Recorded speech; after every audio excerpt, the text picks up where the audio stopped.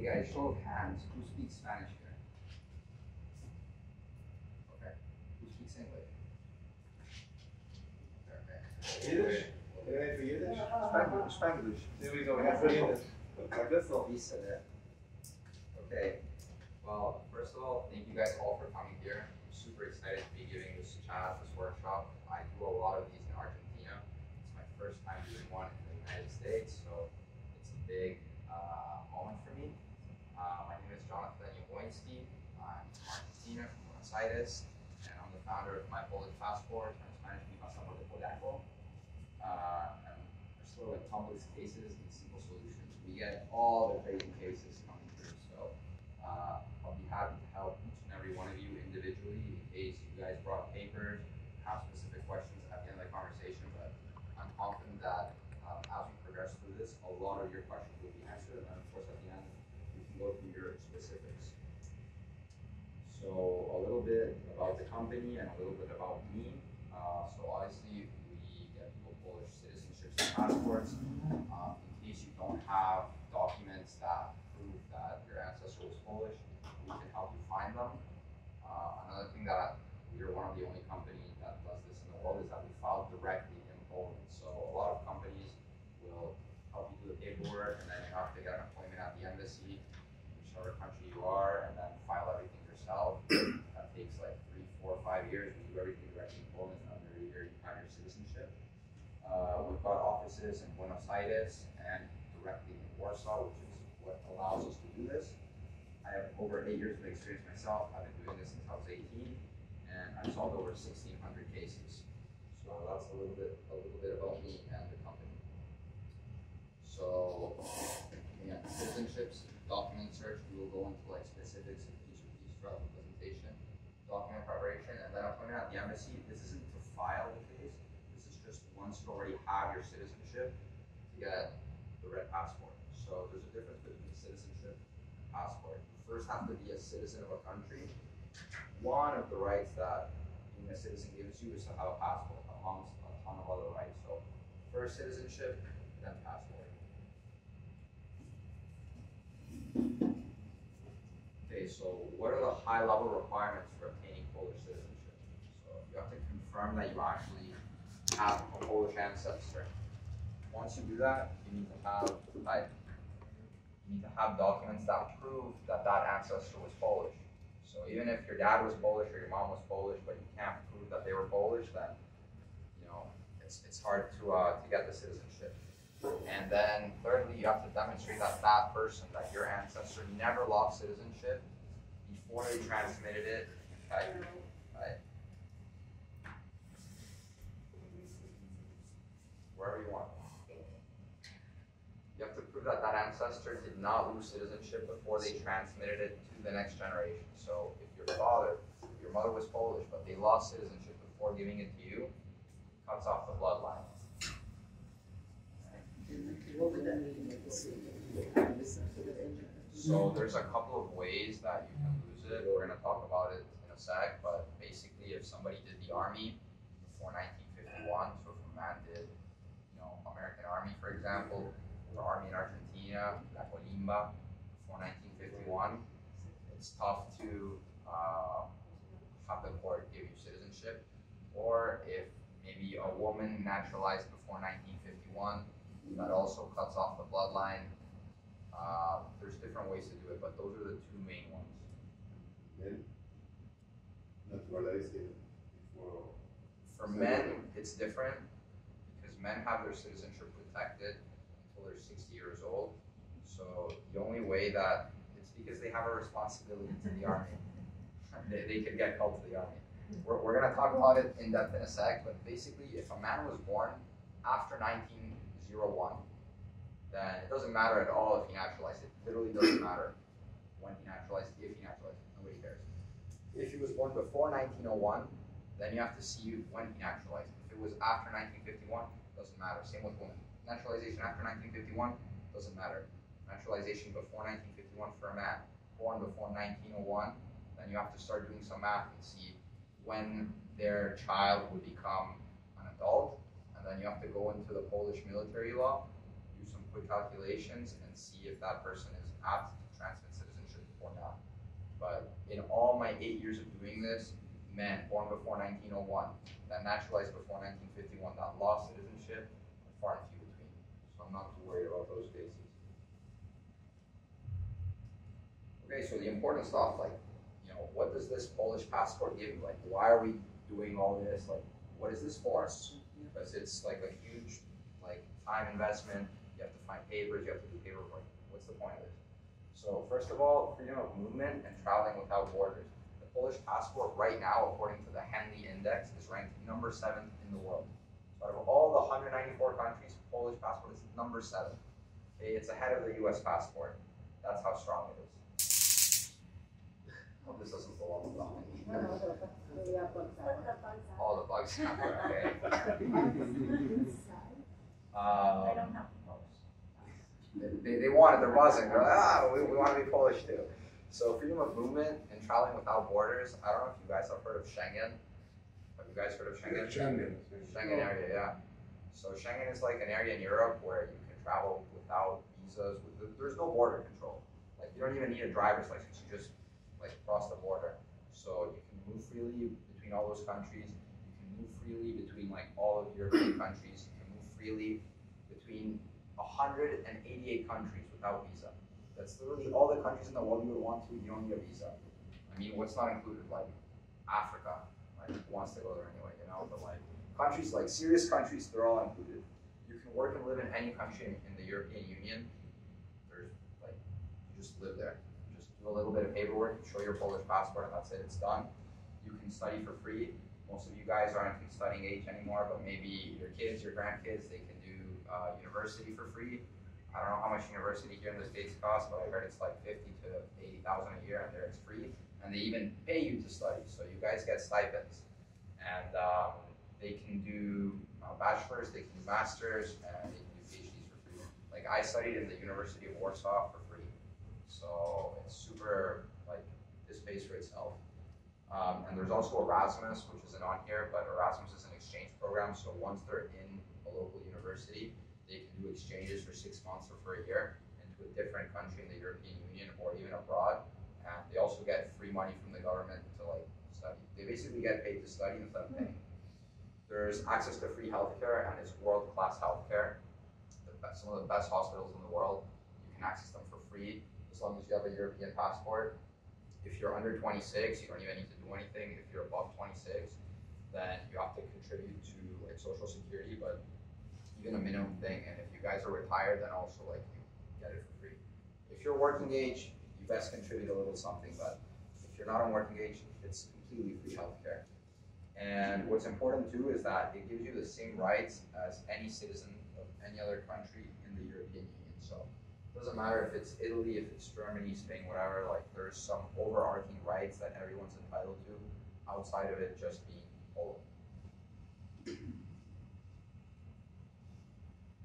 Okay, so retirement. There's a lot of countries. I'm not particularly sure about the United States, but Argentina, for example, has bilateral agreements with Spain, for example. So whatever you like gave or aportar, I don't know how to say it. Contribute. Yeah, whatever you contributed in Argentina, Spain will take it as valid and they will pay you their pension in Spain, which is way better than Argentina's pension.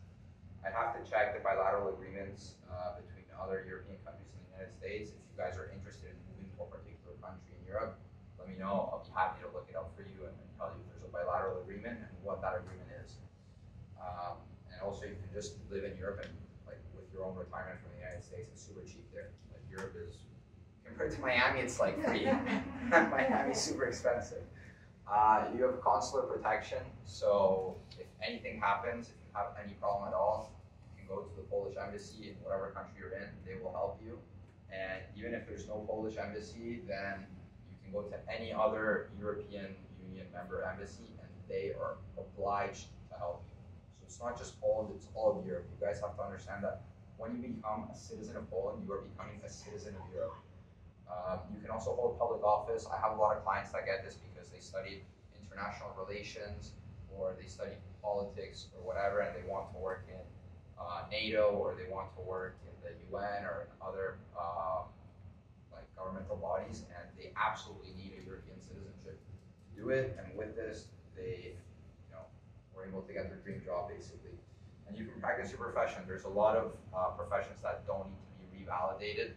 There are some that do. There are some that have agreements with certain countries where you don't need to revalidate them. And Europe, depending on the country, they have high-paying salaries and they're very in-demand jobs there that a lot of people have. I mean, there's a lot of immigration from South America, and there's even a lot of immigration from the United States. Every time I'm in Europe, I go to Poland twice a year, and there's more and more Americans going to Europe to study, to work, and to live. Okay, so the interesting part, history. Who here likes history? We got one thing. Nobody else likes history. Okay, two. I'm going to try and make this quick, but it's very important for what's to come that you guys understand this because there were a lot of border changes and because it's important you guys get a context for the law and how everything works. So in Poland, citizenship is acquired by jus sanguinis, which means that it's acquired by blood. Your parents had to have been Polish. And when I say your parents, it can be your grandparents or your great-grandparents, but there needs to be Polish blood. Right? You can see wherever you guys like. So it's by blood, which is different to the United States, which, if you're born here, then you're automatically granted American citizenship. There, I don't know, some people from China go and they have a baby there, that baby's not recognized as Polish. So they will have to go to their country of origin and ask for citizenship from there. So Poland, jus sanguinis, the same as most of the countries in Europe. The United States has a mixed system, so if you're American and you have a child, even if that child is born outside of American soil, that child will be recognized as American.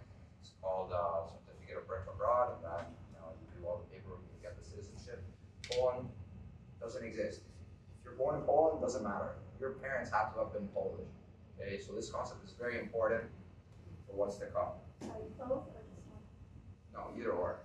After 1951, either or. Before 1951, it's a mix. And when I say parents, like it can be grandparents, like even we're gonna get to it, but there's no generational limit as to how far back you can go, as long as the bloodline remains intact. Okay, so Poland is a country that's very rich in history.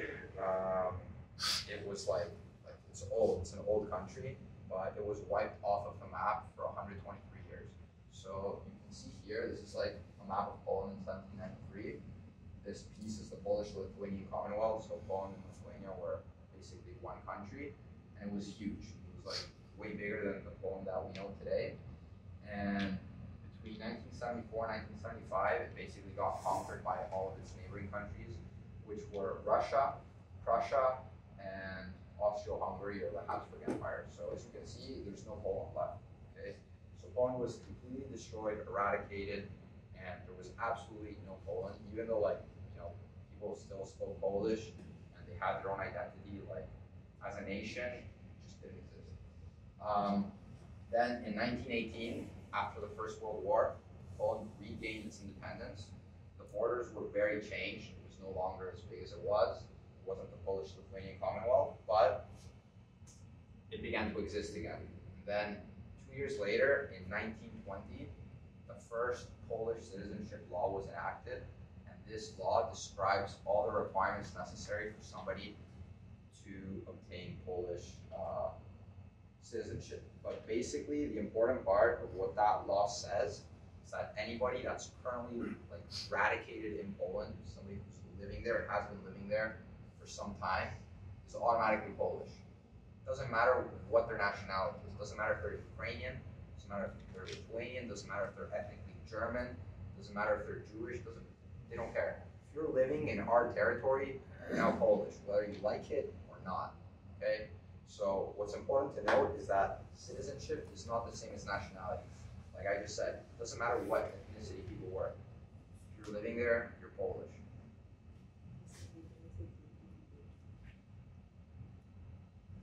Okay, so this is a very... They're Polish, but if they leave, they're not Polish anymore.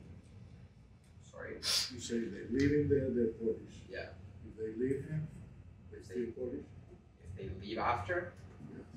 Yeah, we have to see when they left. If they left between 1920 and 1930. You say that people that live in Poland are automatically citizens. Yes. What happening when they leave?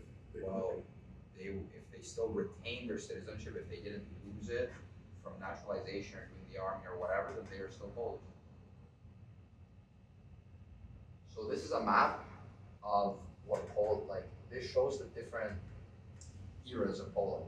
So the most important one is this green one that shows Poland from 1918 to 1938. It's this green stuff.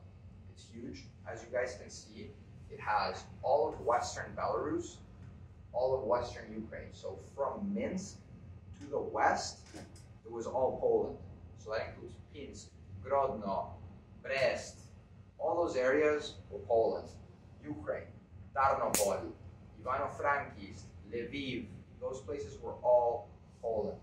And then of course, like, you know, the Poland we know today, and then these other maps were territories that were annexed from Germany post-1945, but most people emigrated pre-Shoah, so it doesn't matter.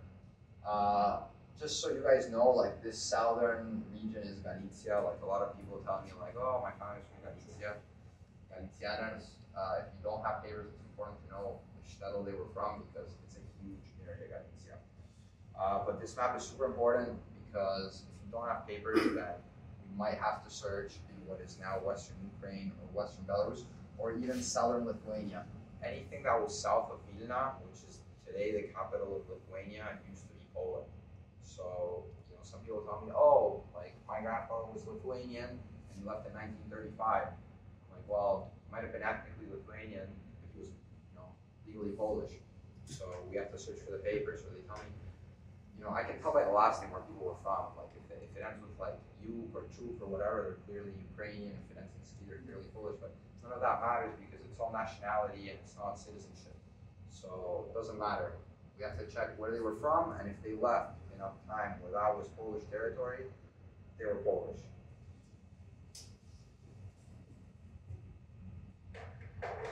Okay, this is the heart of the matter on how to know if you guys qualify or not for Polish citizenship. If we get through this flow chart, we will know if you're Polish or not. And this is a very boiled down version of the flow chart. I'm gonna go point by point, and then I'm gonna give, like, my personal way. Like, I'm Polish from, like, everybody. Like, all 8 of my great grandparents, all 16 of my great great grandparents, they're all Polish. We're just gonna do one, and it's gonna, like, tie it in together. Do you want me to, like, zoom in maybe?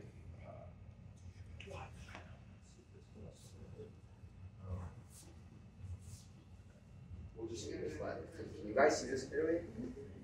Not just the front row people. Okay. Well, we'll go through it. So, number one, you have a Polish ancestor. I mean, if you don't have a Polish ancestor, you're in the wrong chat. I don't know. Maybe there's like a Sephardic one now. Assuming that we have a Polish ancestor, we need to know when they emigrated Poland. Did they leave before 1920 or did they leave after 1920? If they left before 1920, even though they were ethnically Polish Jews or Polish, it doesn't mean they were legally Polish, okay? So they have to have left after 1920 for Poland to have legally granted them citizenship and for them to have been Polish.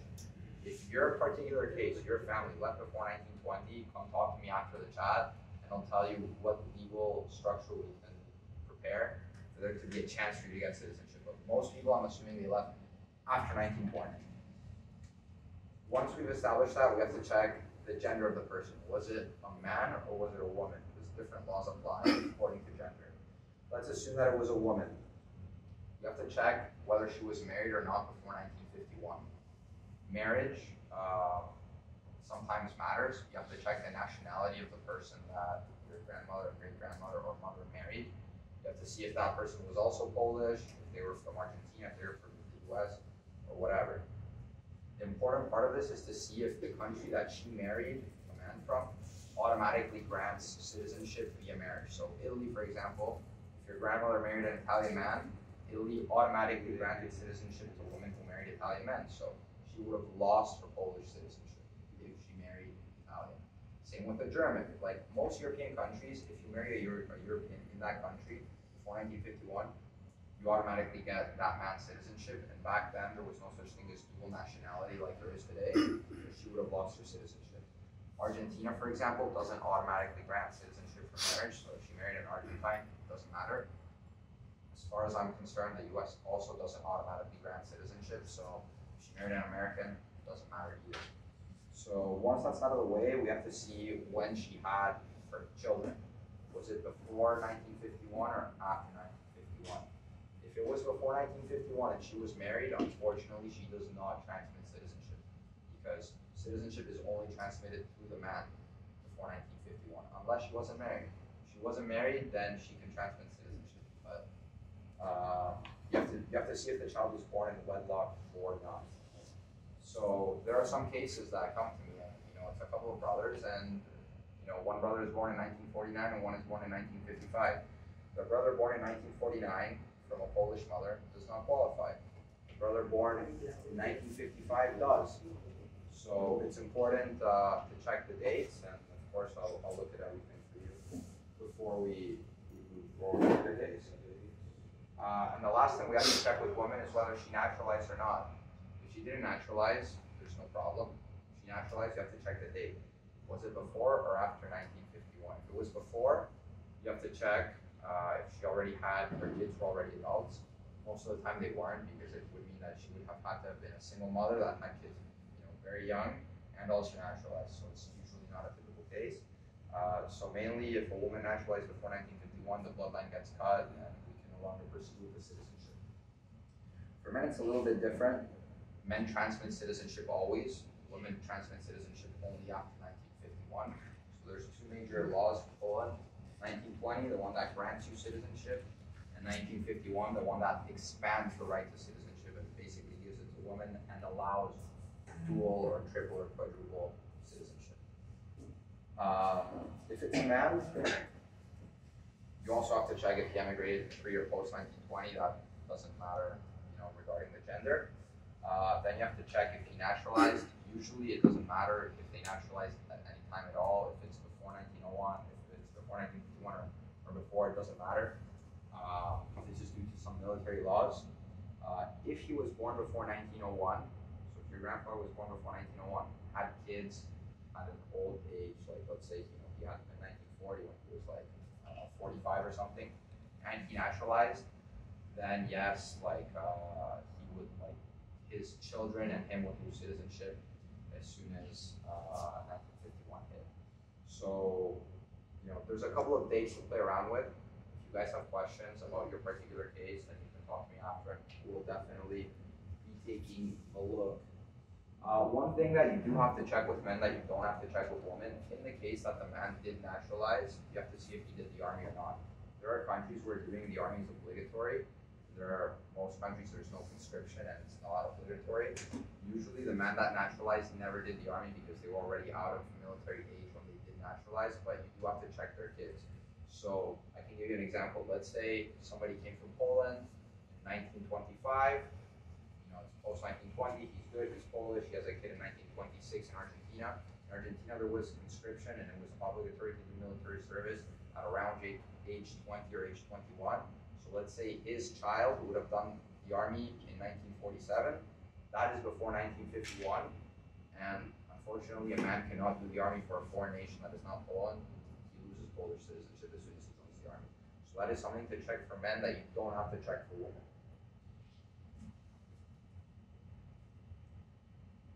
Okay, so I already gave all this explanation in the first slide. It's just detailed of how this flowchart works.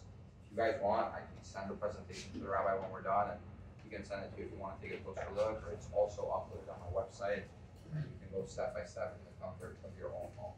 But why do that when I'm here? I can answer all the questions for you.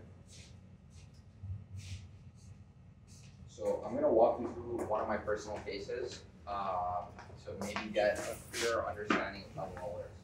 So all 8 of my great-grandparents were Polish, and I qualified through around 5 of the 8. This is just one of the ways that I could have qualified. So my great-grandfather, Jablonski, he was born in Zelva in 1899. Okay, this is important because when he was born, Poland didn't exist. We said that Poland began to exist in 1918. So when he was born, he was actually a Russian citizen. He was Russian. Okay, and also note the date that he was born was before 1901, which is the cutoff date for the men naturalizing and all that stuff. So he was born a Russian citizen. Okay.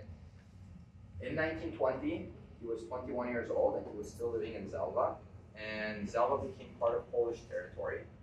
And he obtained Polish citizenship, whether he liked it or not. He was living there, you're Polish.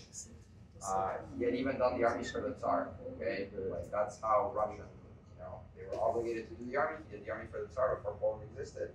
After that, he became Polish by force. So he left Zelva, he left Poland with a Polish passport, emigrated to Argentina, met my great-grandmother, Rebecca Beckerstein. They were both from Zelva. They met in Argentina. They married in 1930. In 1934, my grandmother was born, and she was also a Polish citizen. The only one that transmits Polish citizenship to her was her father, because she was born from a wedded couple before 1951. So she's a Polish citizenship from her father, not her mother.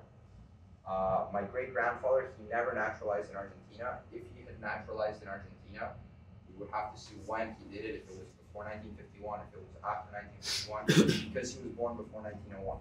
But since he never naturalized, doesn't matter. My grandmother got married and had a son, and that's my dad, and he was born in 1960, which is post-1951. So the woman is able to transmit citizenship to him. So my dad is Polish from his mother. And that's because, okay, 1951, the Polish law changes, and then, my dad had me, irrelevant the year because it's after 1951, and I'm Polish too. So this is just one way to kind of get through the flow chart and make sure that you guys qualify. Okay, so paperwork. What kind of paperwork do you need to go about this? Let's say you did the whole flow chart, I looked over your case, everything's good, you qualify, there's no weird naturalizations, there's no weird military service, everything's good. So there are documents that are first-line documents, and there are documents that are second-line documents. First-line documents would be a Polish passport. So my great-grandfather, he immigrated with a Polish passport. That's a clear indicator of citizenship. The passport itself says Obywatel Polski, which means Polish citizen, followed by name. So that's irrefutable proof that if you have that, you're good to go.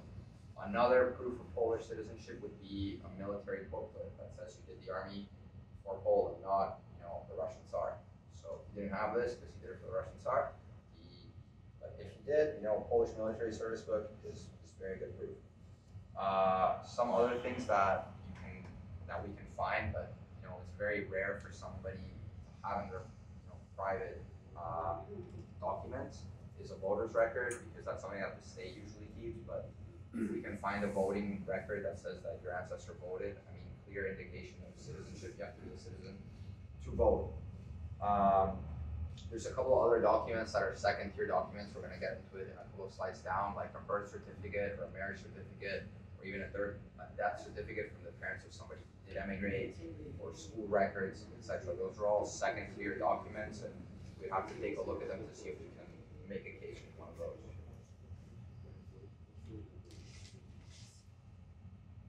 Okay, so let's say you don't have any of the first-tier documents, but of course you qualify. If you don't qualify, there's nothing we can do. We can look for the documents. Most people don't have the necessary documents to move forward with an application.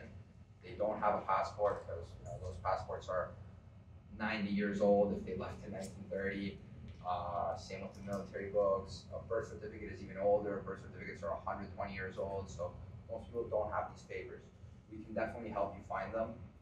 We do searches in Poland and all of the ex-Polish territories, which we had mentioned were Ukraine, Belarus, and Lithuania.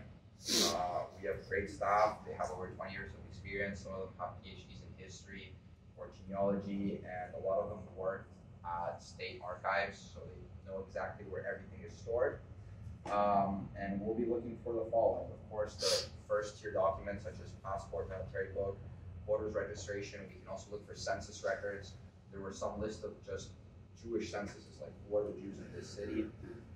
Immigration records. A lot of times, you don't have a physical passport, but the state still keeps who had applied for a passport and who got accepted or denied. Repatriation records. Some people left Poland, fleeing the war.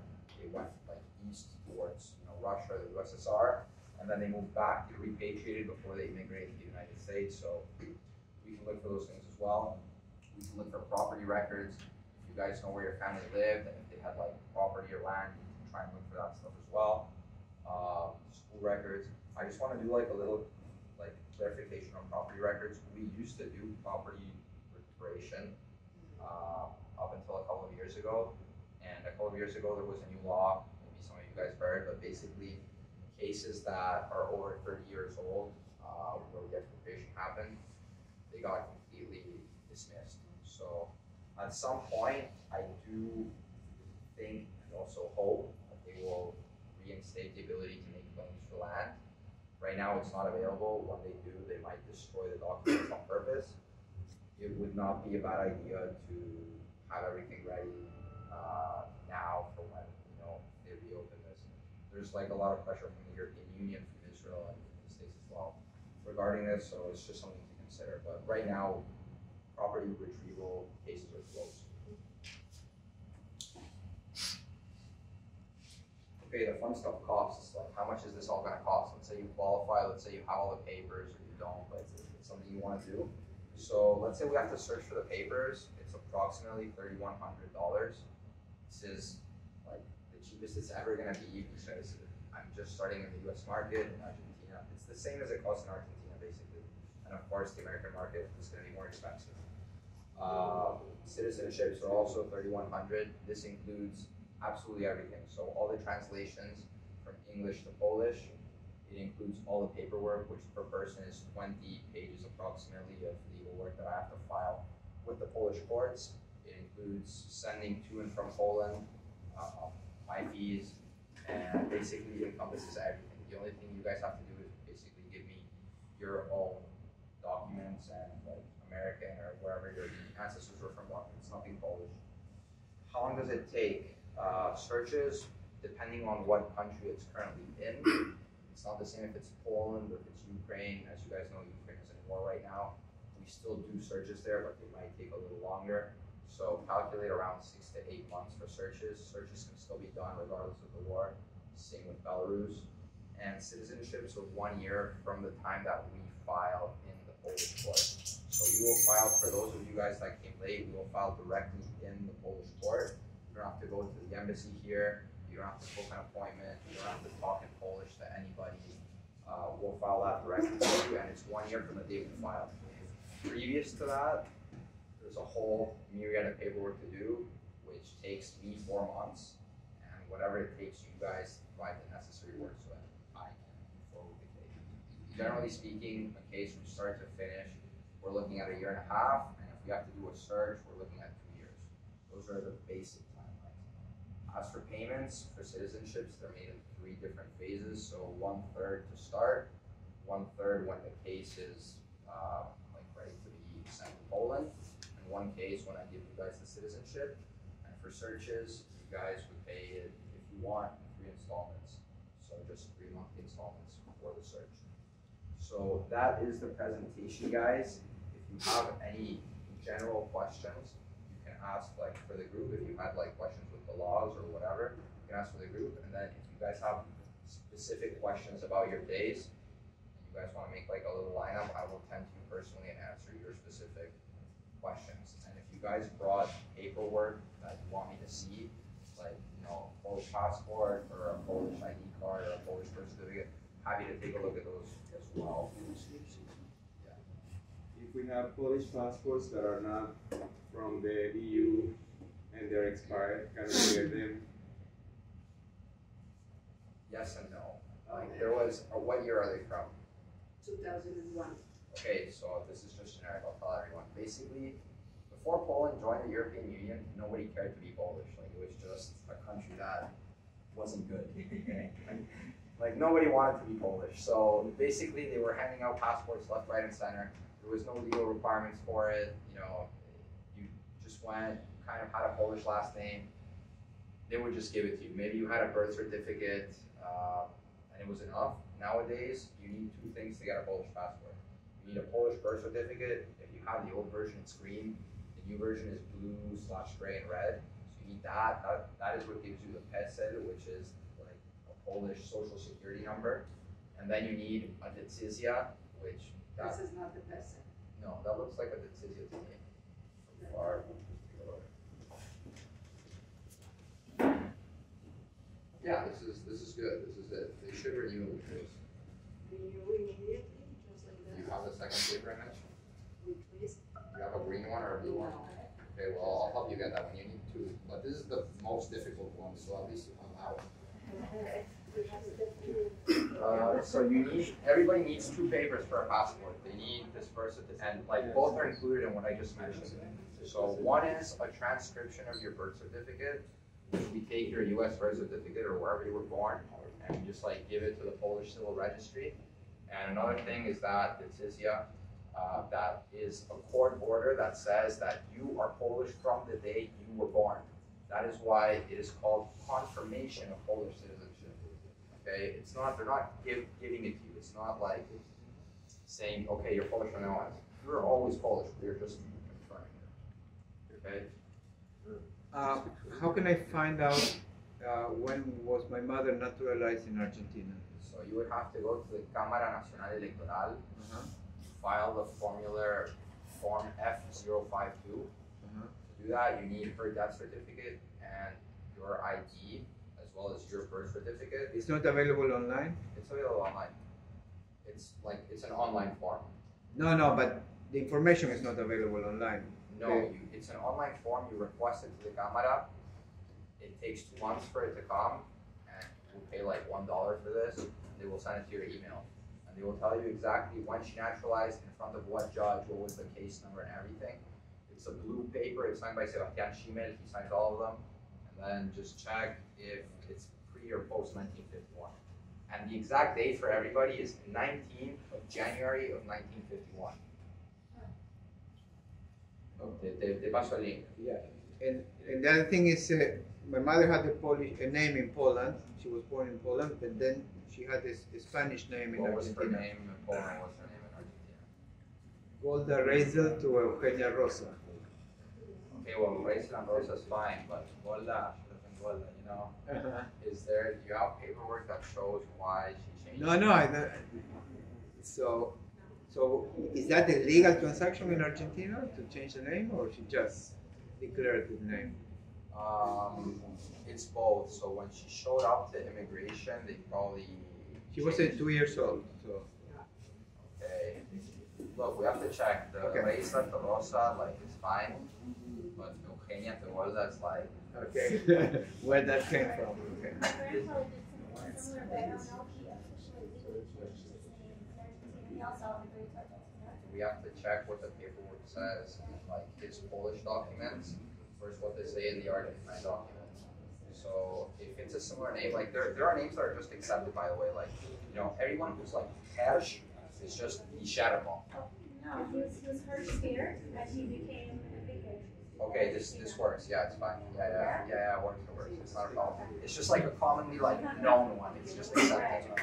There are other ones that are also like known but not common, like Pavzhiniet, Lorenzo. But we'll check your particular case. Poland is not very picky about name changes. There are other citizenships like Italian, which are super strict. In Argentina, you don't really need to rectify, or in Poland, you don't really need to rectify papers, but we'll check your case and we'll tell you, look, in this case it's fine, this case it's stuff. Any other like open questions? If I have a dual citizenship, can I have third one, or they have limits? I have 4, so I So they don't have no limits in Poland, no limits. because in Austria you can only have one. Which ones do you have? Israel and Belgium. Yeah, I don't know about Belgium. Israel is fine. I have Argentina, I have US, I have Canada, I have Poland, it's fine. And I'm working on 2 more. I like to collect these. My father's last name was, not only was his first name, and we were named for his last name was 13 letters long, and I have no documentation on it, and it was changed when he got here. So what? It was Pitchell. What was the name? Pitchell. I think it's fine. I don't think it's a big He deal. was from Saprotusk in Crestwood. That's where my great grandfather Yosef was from. I was there. And when my father went to get a passport in the 70s, Yeah. because he was naturalized under his mother's, they couldn't find him in the US. So he had to go through months and months with DC.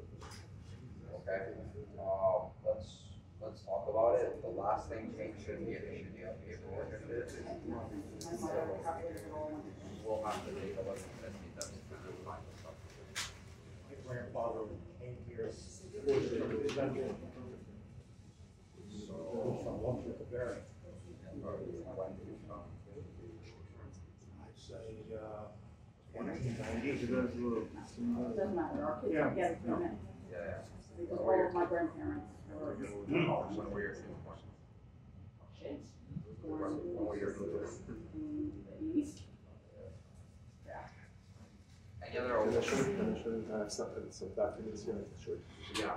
1 sec. Anybody have any open questions for everybody? Is it one per family, or is it if there's a family of 5, each person in the family has to meet? Okay, so the search is 1 per family. Okay, so your great grandparents' documents are good for everyone. Okay, you need to do more searching. Everyone will pay for their own citizenship because it is like it's their own file in the court. Everyone will pay for that, but there are family discounts. I don't know if you were able to see the discounts here. But yeah, whatever. There's like if you're 4 people, there's like $400. Okay. Okay. If you guys want to. Yeah. Before I want to say something before we end the general part. I want to thank the rabbi for organizing this. You were extremely informative. No, and a big hand to you. You are so clear with your answers and so helpful that I appreciate it. Thank you. Okay. I'm glad I could get my point across in English. So before we go to private.